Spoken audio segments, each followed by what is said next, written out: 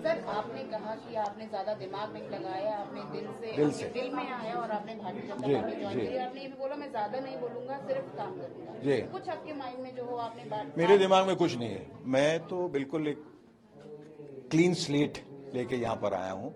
और जब आप पूरी तरह से आत्मसमर्पण करते हैं, टोटल सरेंडर, फिर सवाल उस पर नहीं लगाते। आप मुझे क्या देंगे, मैं ये कर सकता हूँ या नहीं, मैं ये करूँगा या नहीं। फिर आप पूर्ण विश्वास के साथ और आत्मविश्वास के साथ और पूरी श्रद्धा के साथ और पूरी भक्ति के साथ वो काम करें।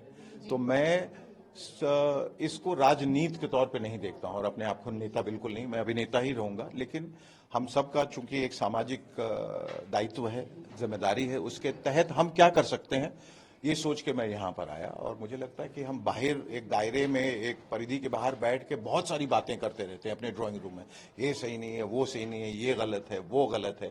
हमें व्यवस्था में शामिल होने की जरूरत है, अंदर से उसे देखने की और परखने की जरूरत है। और उसको मैंने कहा कि आखिरकार हमें क्या देखना, हमें अपने देश को विकसित देखना है, हमें देश को वैश्विक पटल पे देखना है, हमें गर्व महसूस करना है कि हम सब भारतीय हैं और उसमें सबका योगदान होना स्वाभाविक है। और ये सोच के मैं आया। जी सर, देश में एक माहौल चल रहा है राम मंदिर को लेकर। विपक्ष के लोग कह रहे हैं कि जो बना जैसे बना वो ठीक नहीं था, मैपिंग ठीक नहीं थी। कुछ लोग अगेंस्ट भी थे एग्जिस्टेंस के श्री राम के।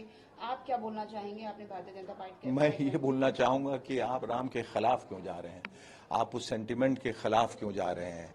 हिंदुस्तान राम का प्रतीक है, राम हिंदुस्तान के प्रतीक हैं, उनके खिलाफ बोलना गलत है। और ये सब हो रहा है उनके आदेश से हो रहा है। हमें फख्र महसूस करना चाहिए कि हम उस देश में हैं जहां राम बसते हैं, जहां राम पैदा हुए। हम उस देश में हैं जहां बुद्ध पैदा हुए, गुरु गोविंद सिंह पैदा हुए, गुरु नानक पैदा हुए।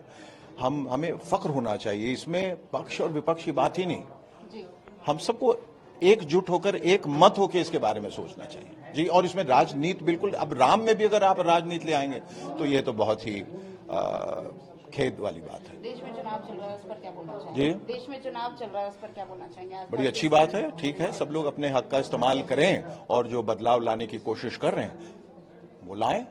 और हिंदुस्तान जिंदाबाद। जी सर, जी।